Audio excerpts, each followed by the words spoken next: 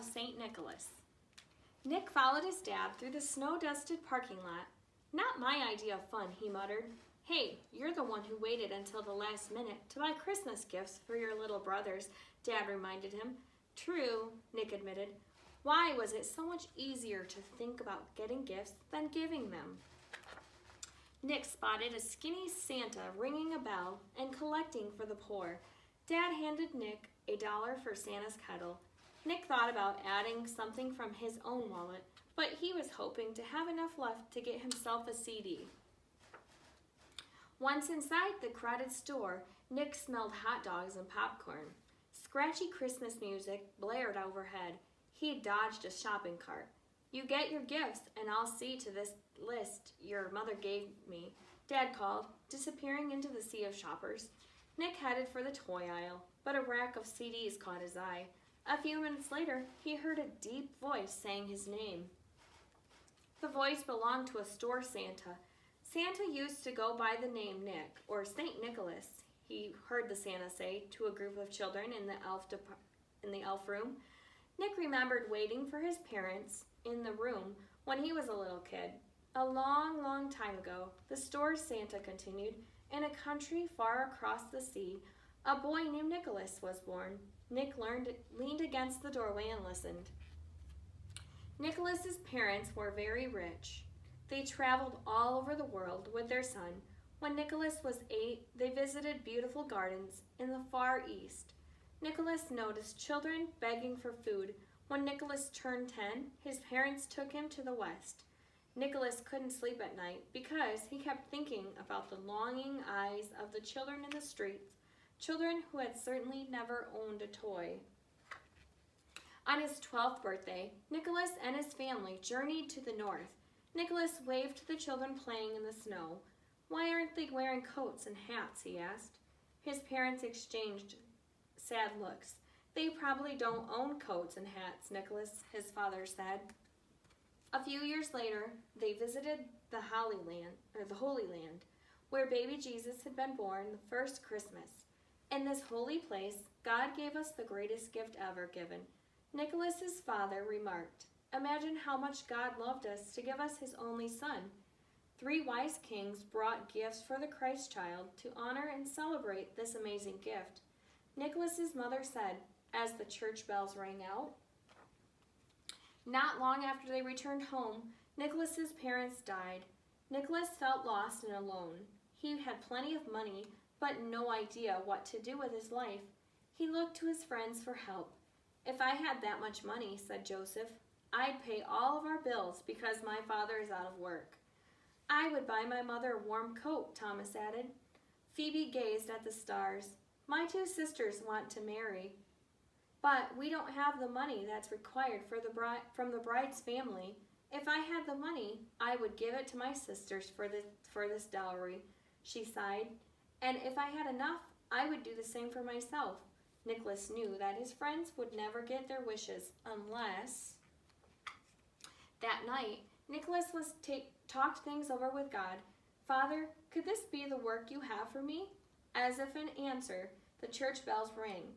Nicholas remembered what his mother had said about the wise kings bringing gifts to baby Jesus.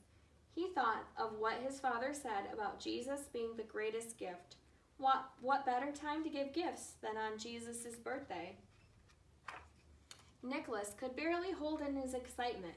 First, he tromped through falling snow to Joseph's house. He opened a window and tossed in enough gold coins to allow them to buy their own home. Next, he woke the town tailor and brought his finest coat. Nicholas ran all the way to Thomas's house and stuffed the coat through the open shutters. Nicholas's last stop was Phoebe's house. He tied coins into the 3 bags for 3 dowries and searched for an open window. Nicholas was about to give up when he looked to heaven and prayed for God's guidance. That's when he thought of the chimney. On Christmas Day, Nicholas's friends came running to his house. "It's a miracle," Joseph exclaimed. "God must have heard my prayers."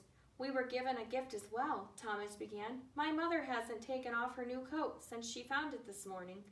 Phoebe's eyes sparkled like sunlight on snow. My sisters will marry next month, she smiled at Joseph. Now I, too, can marry. We don't know what else to think, so we thank God. Overcome with joy, Nicholas understood his mission in life. This is how he would celebrate Christmas from now on. When the story ended, Nick shook himself. A part of him was back with Nicholas. He could imagine how good it must have felt to secretly give his friends what they had wanted most. Nick had almost forgotten why people give presents at Christmas. He wanted to feel that same joy of giving. Nick, time to go. Dad walked up, his arms full of shopping bags. We can't go yet, Dad. Nick never imagined buying gifts could be so much fun. He found just the right toys for his brothers. Then he spent everything he had left on toys for the poor. I wish I had enough to fill the whole collection box, he told Dad. Nick felt sure he'd never look at Christmas the same way. He wanted to remember the gifts of St. Nicholas, the gifts of the wise kings, and most of all, God's gift of baby Jesus.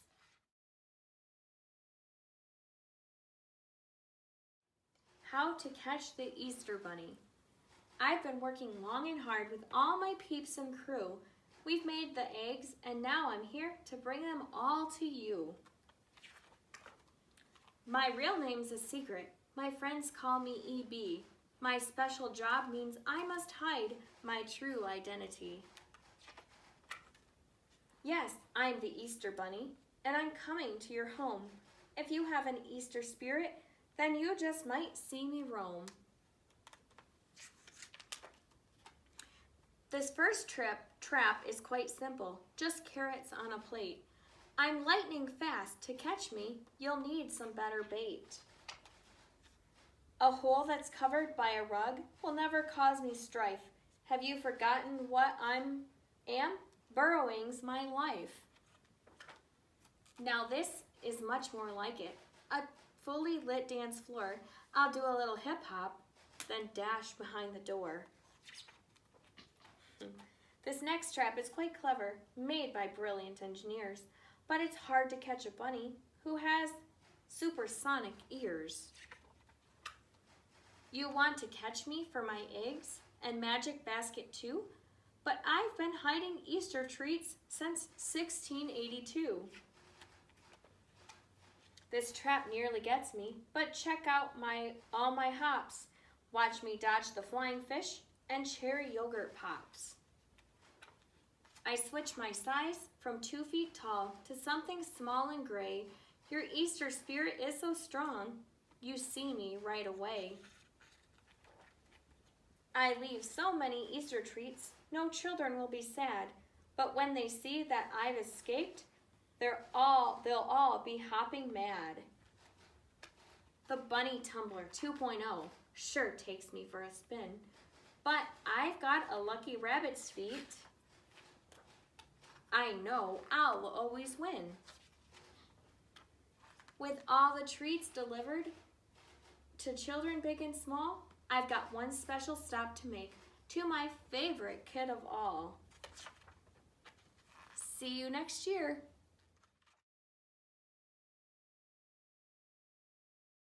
All right. How to catch the tooth fairy.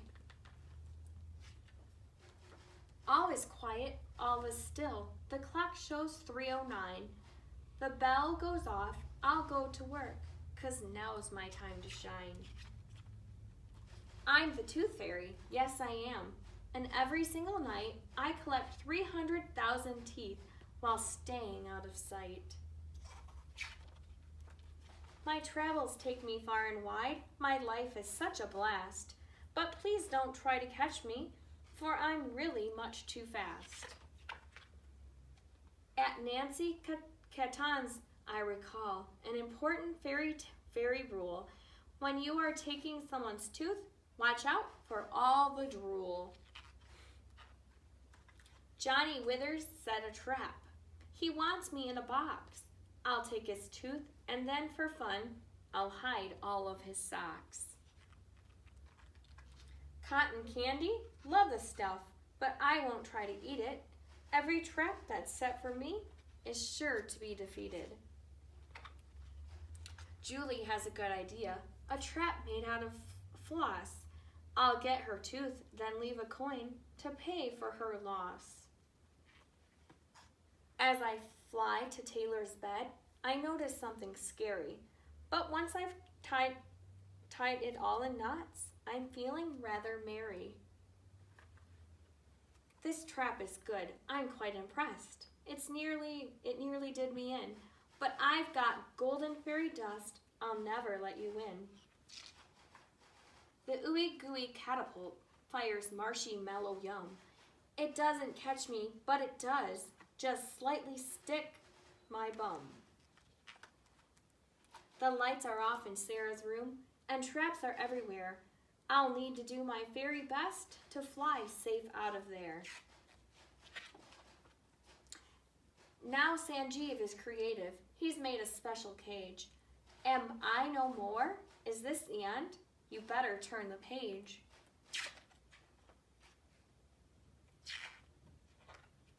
And then, at last, I'm home again. The teeth are safe and sound. The kid who'll catch me in a trap is still yet to be found. Can you catch the tooth fairy?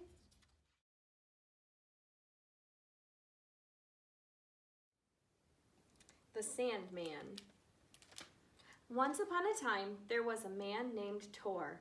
Tor was a tiny man, but no more than a few inches high. But he had a big problem. He couldn't sleep. His head was jam-packed with thoughts, ideas, and worries.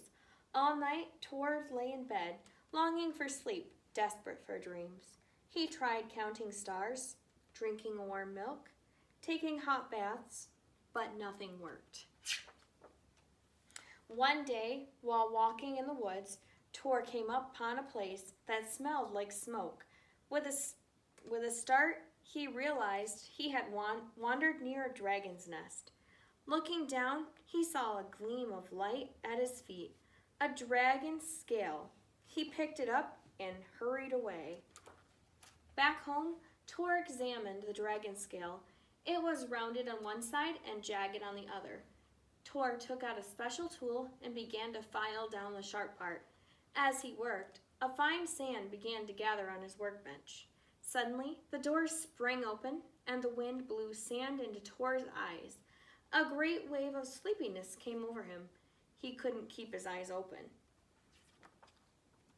Hours later, Tor awoke with a smile. He'd just had a most wonderful dream, and he'd never felt so rested. He blinked his eyes and tried to figure out what had happened. "The sand from the dragon's scale," he exclaimed. "It must have magical powers to put people to sleep." Tor wanted to help others who couldn't sleep, especially children. In his workshop, he filed down the dragon's scale to make more magical sand. He gathered it in a leather bag. The next night, Tor rode on a cart pulled by a mouse into a nearby home. Upstairs, he found a boy lying in bed, his eyes wide open. "Who are you?" the boy asked. "I am the Sandman," Tor explained, sprinkling a bit of powdery sand over the boy's eyes. What do you, the boy began, but his eye closed before he could finish his sentence. He yawned, let out a sigh, and instantly fell into a deep sleep full of magnificent dreams. And that's how the Sandman got started. Night after night, he went from house to house, street to street, riding in his mouse-drawn cart, helping children fall asleep.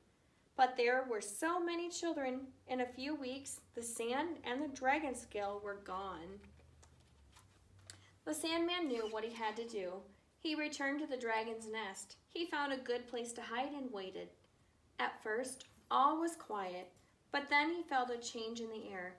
A sudden gust of hot wind made his throat dry. He heard the terrible flapping of wings, roaring, spewing great plumes of fire. The dragon returned. The Sandman trembled, huddling in his hiding place. He kept still, barely breathing, while the dragon settled down for the night. After a while, the dragon opened its mouth, yawned, and stretched. A small scale popped off of the dragon's belly and rolled into the dust. The Sandman wanted to grab the scale right away, but he didn't dare. He waited until the dragon's eyes closed. He waited until only smoke drifted from the dragon's great nostrils. He waited until its breath came slow and easy. He waited a half hour more until he was absolutely certain the dragon was fast asleep. Then, tiptoeing from his hiding place, he snatched the scale and raced back home. Now you know how the Sandman lives. During the day, he's in his workshop grinding a dragon scale with his special metal tool, making a pile of magic sand. Since dragons live forever, there will never be a shortage of scales. At bedtime, he goes to work. The Sandman silently rides into your home, following secret pathways only a mouse would know. He tiptoes to your bed and reaches up to his leather bag. With a quick flick of his wrist, he sprinkles magic sand over your eyes. Suddenly, your eyes feel so heavy that there is no possible way to keep them open. All those busy thoughts and worries disappear. Your breaths come nice and slow and easy. You give one huge stretch of your body, like a dragon, and fall into a sound sleep. A few hours later, the Sandman rides home. He says goodnight to the mouse and climbs into his own bed. It makes him feel happy, giving others the gift of sleep. But some nights, even though he's tired, the Sandman has trouble falling asleep. So he takes a little pinch of his special sand and sprinkles it over his own eyes, which always does the trick.